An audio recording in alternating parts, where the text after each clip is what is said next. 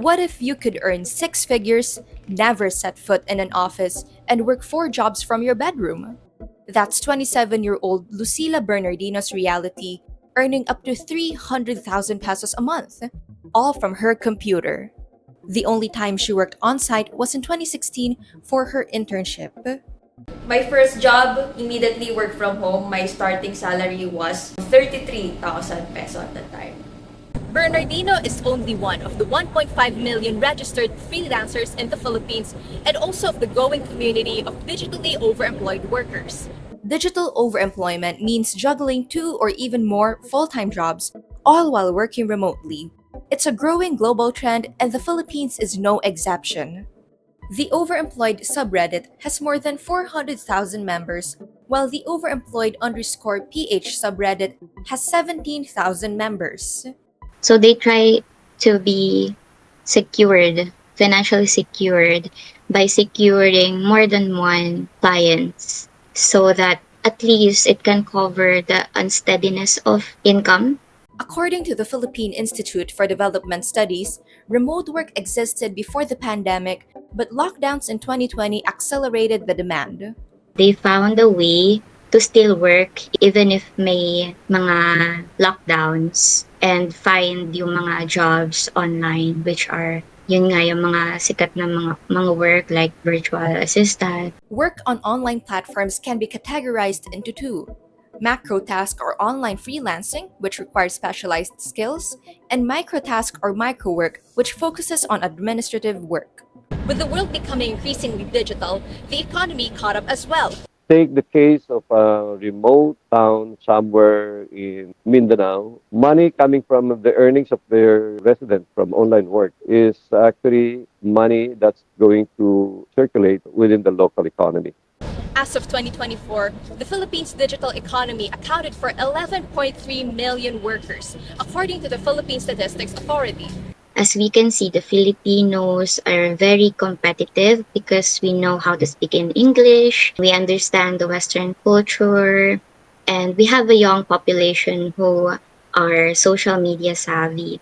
However, this competitive market for digital employment comes with downsides. As the number of workers increase, the supply increase, and then they have to underbid. And so, kapag nag-underbid sila, yung income din nila mas lumiliit. We zoom into those who had more fortunate fates, such as Bernardino. After graduating cum laude from the University of the Philippines, Baguio, she hoped to have a corporate job that would give her a high salary. I tried to haggle with a company that I was applying for. I applied for two. So the maximum they said that they could offer to me was 20K. Her luck turned around after seeing a Facebook ad for what would be her first job, which offered her 33,000 pesos. Naging tambay ako sa bahay until like I landed onto a Facebook ads from a Singaporean coaching company that they were looking for Filipino talents to employ.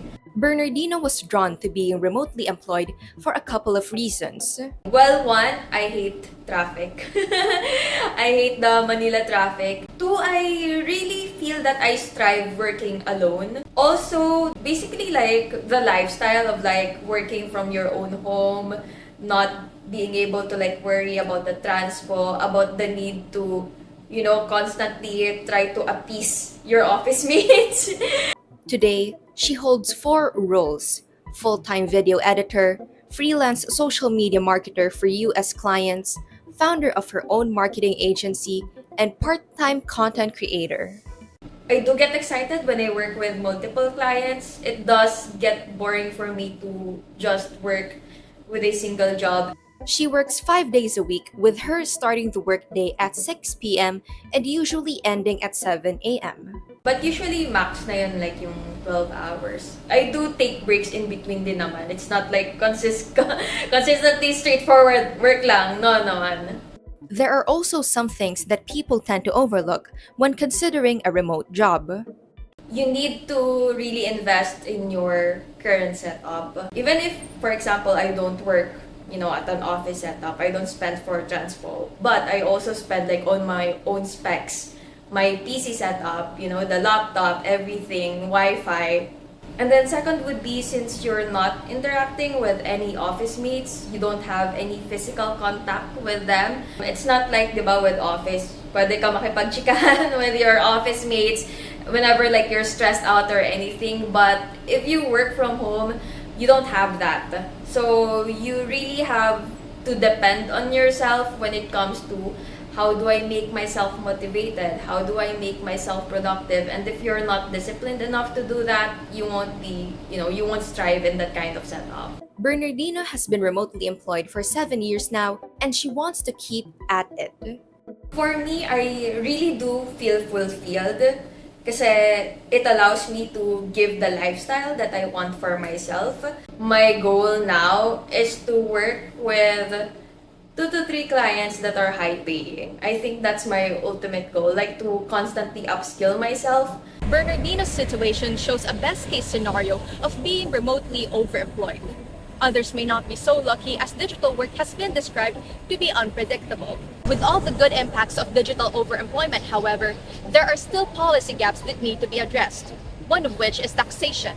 Majority of the actors in this space are actually underground. The Philippine government doesn't even have a classification for online freelancers up to the moment. But how can you register your business if you're not actually even classified? So it's not also their fault for not actually being able to pay taxes. According to him, the potential contribution of freelancers is very significant to government revenue.